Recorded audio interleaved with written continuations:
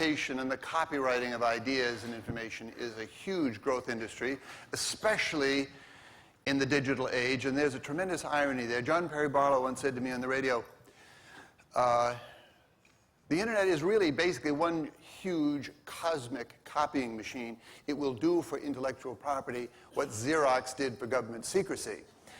And yet we have, you know, there's a giant conflict here, and we're sort of testing it out in the classroom.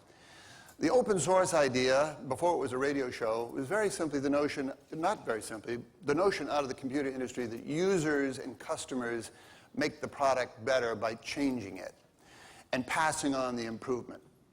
In journalism, the open source idea is that the readers of the New York Times know vastly more than the writers and the editors of the New York Times, and that somehow that wisdom has got to be funneled up.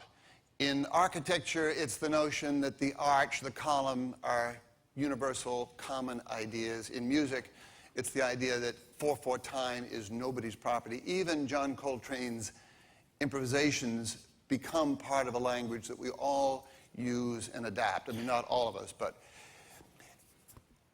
the question this hour is, what's happening in the classroom, where we know kids teach each other, fundamentally, and yet the textbook industry thinks it owns the world. Andrew, I wish to just begin in the heart of real New York today. What actually is this confrontation all about? Outline it. Okay, well, thank you. That's what I want to try to do, and maybe change some people's assumptions about education technology in the 21st century. I want to just quickly ask everyone to raise their hands if they think that the digital divide is better or worse. If you think it's better, meaning that more people are connected than in public schools and in education than it was 10 years ago, raise your hands. Okay, so it's a majority of you. Well, let me give you a couple of quick data points. The average student in a New York City public school spends 1 hour a week using a computer. The average student in New York City public schools' family has to pay $30 to $40 a month for broadband, which is $500 a year, out of the reach of most working class families. There was no broadband 10 years ago.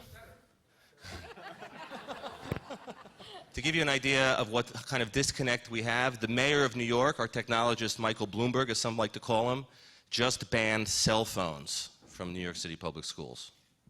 And to set the context for this discussion, I want to quickly just, if I can get the slides up, I want to just try to challenge some assumptions and offer some dangerous ideas. Could we get the slides up?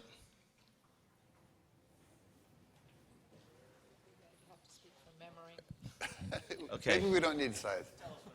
So